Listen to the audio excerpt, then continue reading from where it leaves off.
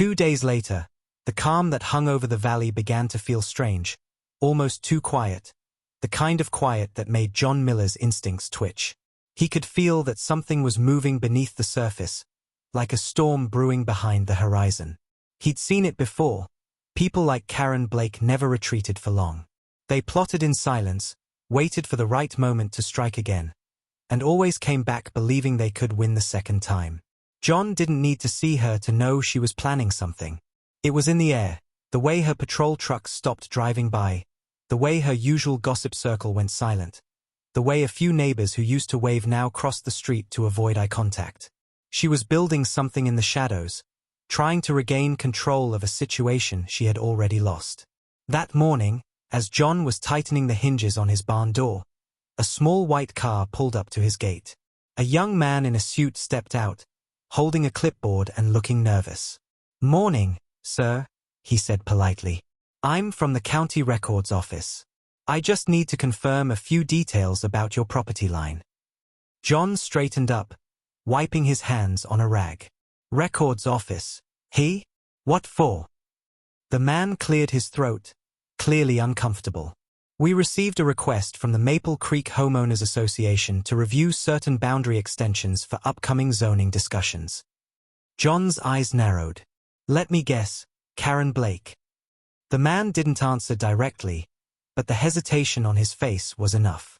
John gave a small sigh, the kind of exhale that carried both amusement and frustration. "Well, son," he said, walking toward the fence, "you can check whatever you need, but make sure you mark the line right. You'll see this barn's not under their leash." The man nodded quickly, grateful for John's cooperation, and spent the next half hour measuring distances and snapping photos. When he left, John watched him drive off toward the HOA office. He smiled slightly, shaking his head. "She's really doing it," he muttered. "She's trying to move the fence without touching it." Across town, Karen was pacing in her office, tapping a pen against her clipboard. The new zoning proposal was spread out across her desk, a neat little plan that would redraw the HOA boundary lines just enough to include John's land. It wasn't technically legal, not without county approval, but Karen was never one to let rules stand in her way. She'd already met with 2 board members, convincing them it would improve property values and ensure community consistency. Her voice was sugar, but her intentions were venom. "All I need," she told them, "is one small signature from the zoning committee. Once that's done, his property is ours to regulate." The board members nodded reluctantly, too afraid to challenge her. Karen leaned back in her chair, her red nails drumming against the wood. "He thinks he's clever," she whispered to herself. "He won one night. I'll win the rest." Back at the farmhouse, John wasn't idle. He knew exactly how these battles worked. They didn't happen with shouting matches or lawsuits. They happened with signatures and quiet maneuvers. So, he made his own preparations. That evening, the sheriff stopped by, pulling up his old patrol truck and stepping out with a grin. "Heard she's up to something again," he said, leaning against the fence. John nodded, handing him a mug of coffee. "She's trying to redraw the map. Wants to drag me under HOA law." The sheriff chuckled. "Typical. She doesn't realize the county already blocked her last proposal months ago. But if she wants to try again, we can make sure her little plan doesn't go far." He took a sip, his tone turning serious. "But be careful, John. People like her don't stop until they embarrass themselves for good." John gave a small smile. "Then I guess it's time she learns that lesson properly."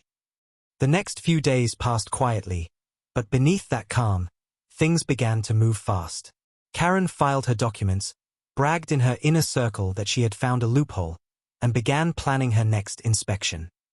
This time, she wouldn't be caught off guard. She told her patrol she had legal grounds now, that the sheriff had overstepped, that John's barn was officially within HOA limits pending review. Her words were confident, but her eyes betrayed a flicker of doubt every time someone asked, "Are you sure?" She waved it off, masking fear with arrogance. She couldn't back down now. Too many people were watching. She needed to prove she still held power. Meanwhile, John watched from a distance. He noticed the new patrol cars driving by again, taking photos, slowing down whenever they passed his property. He didn't stop them. He didn't even look angry. He just let them dig deeper. Late one night, he sat at his kitchen table, reviewing a stack of papers the sheriff had given him. Official documents confirming his property's county exemption, stamped and signed. Ironclad. Let her come, he whispered to himself.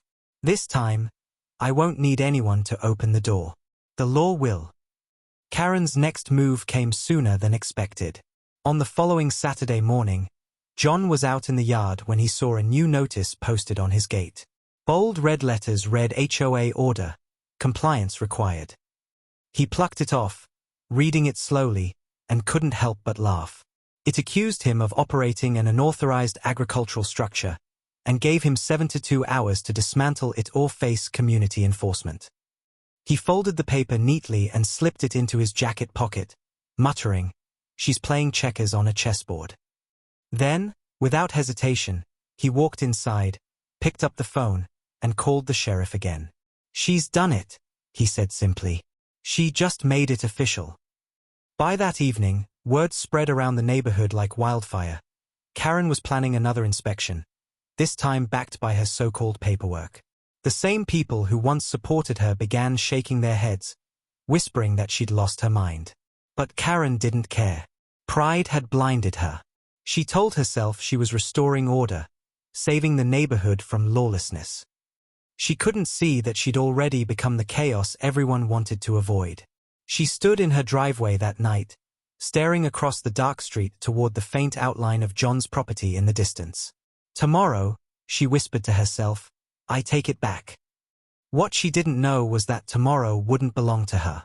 While she planned her next invasion, the sheriff was already coordinating his own quiet watch, ready to intercept the moment she crossed that invisible line again. And John? He sat on his porch under the stars, calm as ever, the hum of crickets filling the night. He didn't pace, didn't worry, didn't even lock his gate. He knew the pattern now.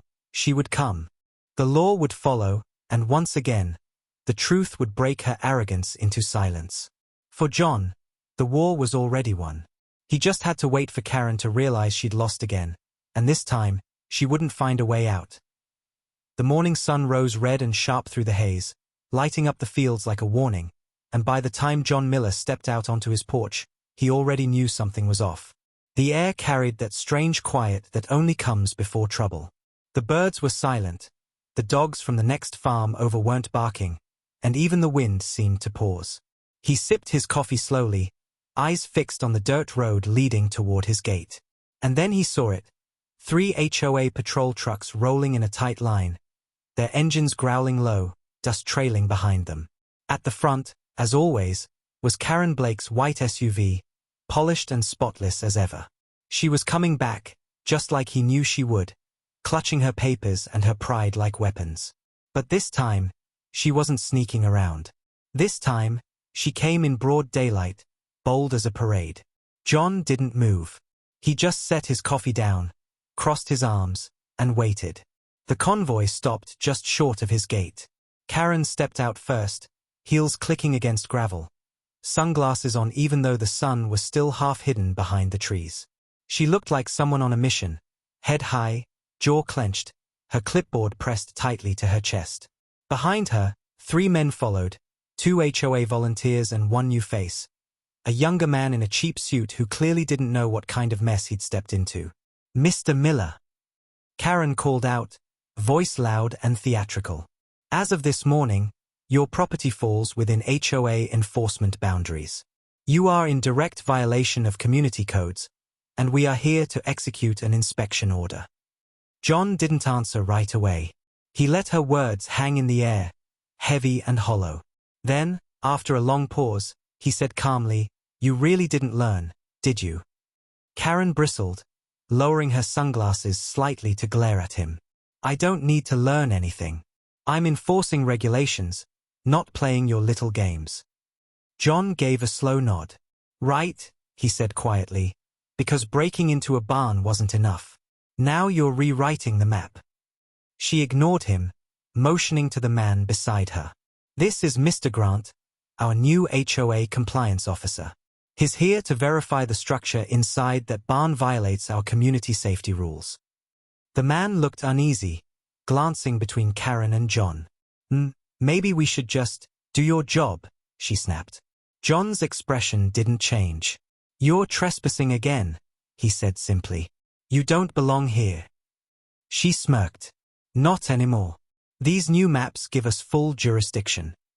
John raised an eyebrow. "Funny. The sheriff must have missed that memo." The words landed like a spark in dry grass. Karen stiffened, her confidence flickering for just a moment. Then she straightened and gestured to her men. "Go ahead," she ordered. "Check the structure." The two volunteers hesitated. We remember what happened last time," one muttered. "The sheriff, he's not here today," she snapped, her voice rising. "Now move." They exchanged uneasy glances but obeyed, walking toward the barn reluctantly. John watched them go without moving a muscle. He didn't shout, didn't threaten, didn't even look angry. He just leaned against the porch railing, eyes following every step they took. Inside, he knew exactly what waited for them. The men reached the barn door, fiddled with the latch, and began to tug, but it didn't budge. "It's locked," one of them said. Karen marched forward, waving her papers like a badge. "You have the right to open it. That structure is under investigation." The man looked at her nervously. We don't have a warrant." She gave a tight, dismissive smile. "I don't need one. HOA enforcement rights are clear." But before she could reach for the handle herself, a shadow moved inside the barn. The door creaked slightly, and then, just like before, it opened, not by them, but from within. The sunlight cut through the dust, and out stepped the familiar figure of Sheriff Daniel Holt, the same calm authority as that night weeks ago. His badge glinted under the morning light. "You really should have called ahead," he said, his tone quiet but firm. Karen froze mid-step, her face draining of color. "Sheriff, what are you doing here?" she asked, voice trembling slightly. Holt adjusted his hat, looking from her to the men beside her. "Got a call last night," he said simply. "Seemed someone was planning another unlawful inspection. Figured I'd stop by early, just in case." He took a step closer, his boots crunching against the dirt. "Now, I thought we talked about this already, Ms. Blake." Karen tried to recover, clutching her clipboard tighter. "This is an HOA matter. We have new jurisdiction. County zoning confirmed the extension." The sheriff gave a small, amused snort. "No, County zoning confirmed the exact opposite." He reached into his coat pocket and pulled out a folded document, holding it up so she could see the official county seal. "You see this? This is the updated boundary map. Your paperwork is a fake." The men behind her froze, their faces turning pale. The young compliance officer stepped back. "Fake?" he repeated softly. You told me." "Quiet," she hissed. But the sheriff wasn't done. "We checked your filings," he continued. "Doctored forms, false signatures, and attempts to alter county records. You've gone from harassment to fraud, Ms. Blake." Karen's voice cracked as she stammered, This must be a mistake." "The only mistake," Holt interrupted, "was thinking you could bully the law into working for you." He turned toward John, tipping his hat slightly. "You want to file charges this time?" John looked at her, his face calm but his eyes cold. "No," he said slowly. "Let her deal with the weight of what she's built. That'll be punishment enough." The sheriff nodded. "Fair enough." Then he looked back at Karen, whose hands were now trembling as she held her useless clipboard. "You'll be hearing from the county office soon," he said. "They don't take kindly to forged documents." She swallowed hard, her pride cracking under the pressure. "You can't prove anything," she whispered. Holt gave her a patient smile. "I don't have to. The county clerk already did." He turned to the men behind her. "You fellas might want to step away from this mess before it drags you down too." The volunteers nodded quickly, backing off toward their trucks without another word. For a long moment, no one spoke. The only sounds were the soft rustle of the wind and the low hum of engines idling. Karen stood there, pale and shaking, her power finally stripped away. She opened her mouth to speak, but nothing came out. Then, slowly, she turned back toward her car, heels crunching in the gravel, each step heavy with humiliation. The sheriff watched her go, arms folded. "Some people don't learn until the world teaches them twice," he said quietly. John nodded, his voice steady. "Some need 3 times." The two men shared a faint smile before the sheriff turned and walked back toward his truck. The patrol vehicles followed, leaving Karen's SUV alone at the gate. She climbed in, slammed the door, and sped off without looking back, dust billowing in her wake. When the noise faded and silence returned, John stood there for a long time, looking out over his fields. The barn stood tall, unshaken, its wooden doors gleaming under the morning sun. He picked up his coffee cup again, now cold, and smiled faintly. It was over, truly over this time. Karen had crossed the line twice and fallen twice, but now, finally, the law itself had closed in on her. The sheriff's truck disappeared down the road, and John turned back toward his porch, the weight in his chest lifting with each slow step. He'd won not through anger or shouting, but through patience and truth, and in the quiet victory of that morning, the air around his land felt clean again, free from the grip of a woman who'd mistaken power for control. The following days unfolded like a slow echo of justice settling over the valley, each sunrise quieter, each evening softer, as if even the wind had decided to leave the ghosts of the past behind. The tension that had once lingered in the air had begun to fade, replaced by something rare in a place ruled for so long by HOA rules and fear: peace. But peace, John Miller knew, never came without a cost. It came with whispers, stares, and the slow unraveling of the person who had once believed herself untouchable. Karen Blake had vanished from sight since the sheriff's confrontation. Her spotless white SUV no longer patrolled the streets, her clipboard was gone from under her arm, and her carefully constructed world of authority had collapsed under its own arrogance. Yet even in her absence, her name carried weight. Neighbors who once avoided her now spoke about her freely, their voices laced with disbelief and relief. She forged county papers, someone murmured outside the general store. Almost got herself locked up. Heard the sheriff made it official, another replied. She's banned from the HOA board for life. John didn't bother joining the conversation. He simply tipped his hat when they looked his way and went on with his day. That evening, as he sat on his porch watching the sunset bleed across the sky, the sheriff's truck pulled up again, its tires crunching softly against the gravel drive. "Evening, John," Sheriff Holt greeted, stepping out and leaning on the railing beside him. "You'll be happy to know the county finished their audit. Karen's out for good. They found everything, fake maps, false claims, even her emails to the zoning office. It's all done." John nodded, his face unreadable but his eyes carrying quiet satisfaction. "She'll face charges?" he asked. The sheriff shrugged. "Probably just fines. But her reputation? That's gone. The board replaced her this morning. New folks seem to actually care about keeping peace instead of controlling people." John chuckled softly. "Imagine that." The sheriff smiled faintly. "You did more than just protect your barn, you know. You reminded everyone that this community doesn't need a tyrant to stay orderly." John didn't answer right away. He watched the horizon, the gold fading into purple, and said quietly, "I didn't set out to teach anyone a lesson, Daniel. I just wanted them to leave me alone." The two men shared a long silence before the sheriff added, "Funny thing about people like her. They build their whole identity on being feared. Take that away, and they disappear." John nodded, his voice calm. "Fear doesn't last. Respect does." The sheriff smiled, finishing his coffee before heading back to his truck.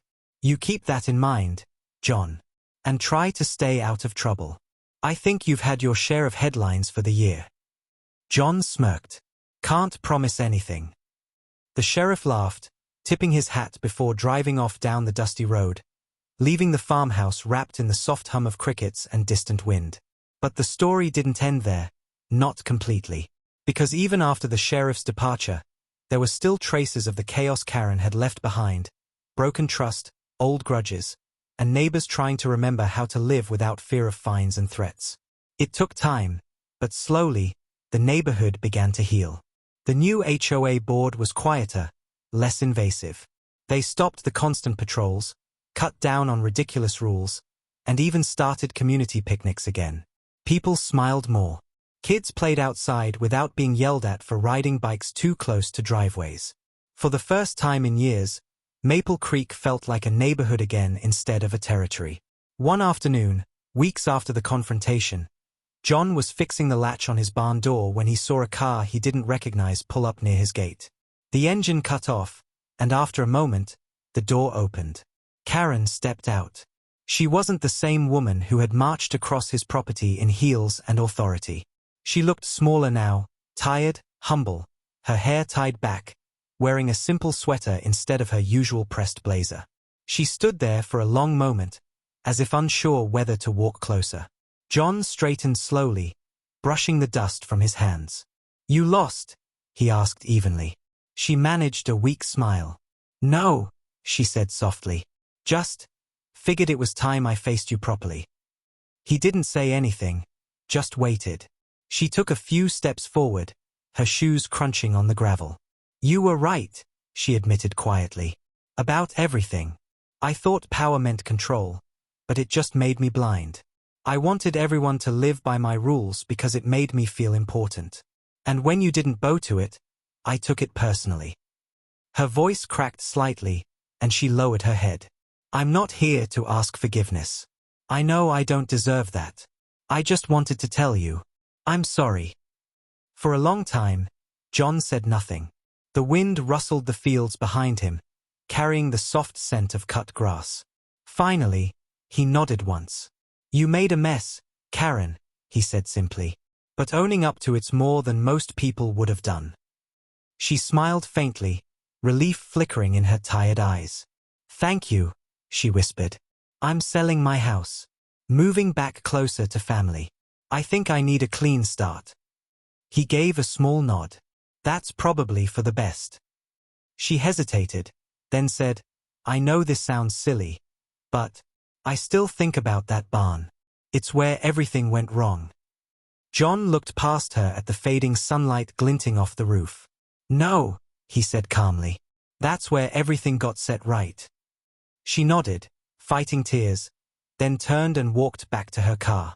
The engine started, and the vehicle rolled away slowly down the dirt road until it disappeared beyond the trees. John watched until the sound faded completely. Then he looked back at his barn, the same old structure that had stood through storms, arrogance, and everything in between. He ran his hand along the wooden frame, the surface warm from the afternoon sun. For him, it wasn't just a barn anymore. It was a symbol, a reminder that standing your ground didn't always mean shouting or fighting. Sometimes it meant patience. Sometimes it meant letting the truth reveal itself when the time was right. And now, finally, the truth had done its work. That night, the farmhouse lights glowed warmly against the dark. John sat by the window, sipping tea instead of coffee for once, his mind calm and clear. Outside, the world was still. The road was empty, the fields quiet, and the barn stood tall, its shadow stretching across the moonlit grass. He smiled faintly, whispering to himself, "Peace sure sounds different when you've earned it." The wind picked up gently, brushing through the trees, carrying with it the last remnants of Karen Blake's storm, and in its place, it left something purer, steadier, stronger. For the first time in a long while, Maple Creek was exactly what it should have been all along. A place where people lived, not where they ruled. A few more weeks passed, and for the first time in years, Maple Creek felt alive again. The air carried laughter instead of tension, the streets looked brighter without Karen Blake's constant patrols, and the smell of barbecues drifted through the evenings as neighbors began to trust one another once more. But for John Miller, peace didn't just mean quiet, it meant freedom, and he protected it the same way he guarded his land, with steady patience and quiet strength. Every morning, he still walked his property line, checked the barn door, fed his animals, and stopped to watch the sunrise spill across his fields like gold over glass. It wasn't habit, it was gratitude. He had learned that the value of a place wasn't in its size or beauty, but in the simple truth that it was his. One Saturday afternoon, while mending the fence near his barn, John saw a familiar truck approaching from the distance. It was Sheriff Holt again, his old Ford humming as it came up the gravel road. The sheriff stepped out carrying a brown envelope. "Figured I'd bring this by in person," he said with a grin. "Thought you'd want to see it."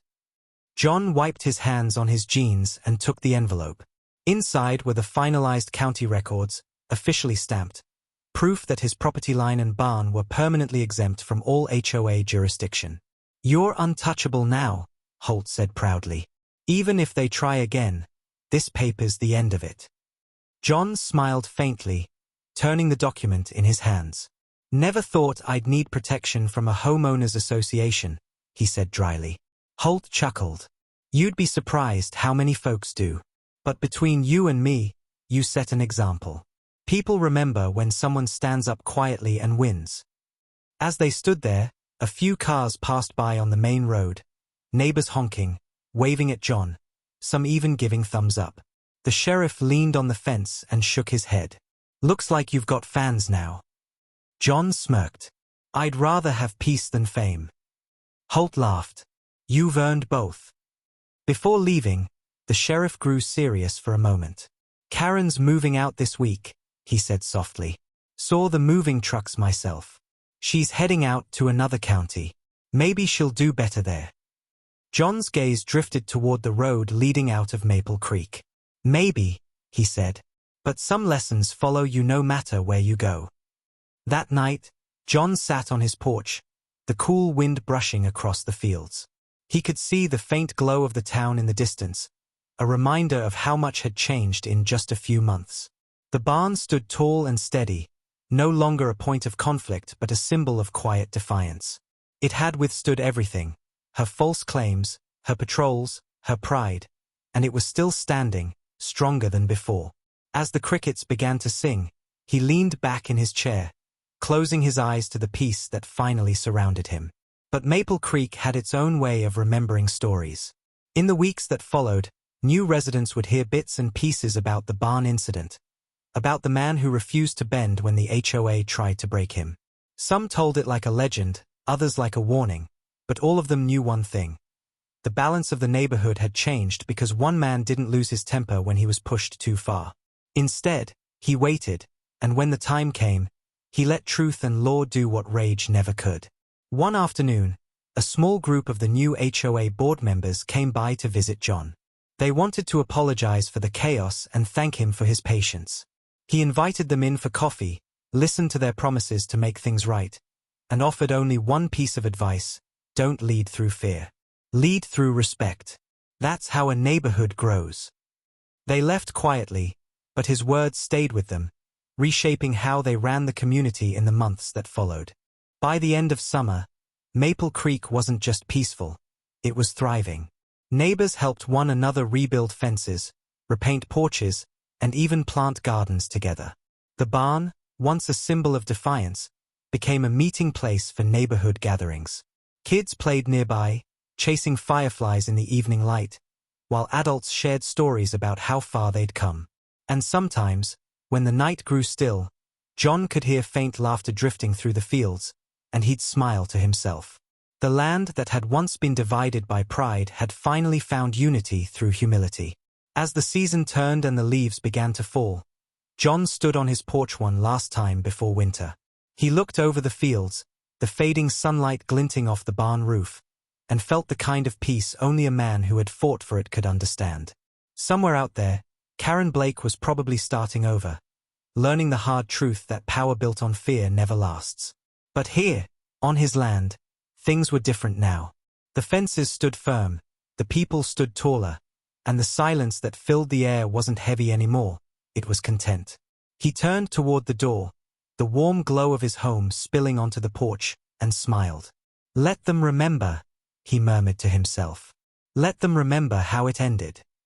And as he stepped inside, the night closed gently around the farmhouse, quiet and strong, carrying with it the story of the man who stood his ground, not with anger, not with revenge, but with patience, truth, and the unshakable calm of someone who knew exactly who he was and what was his.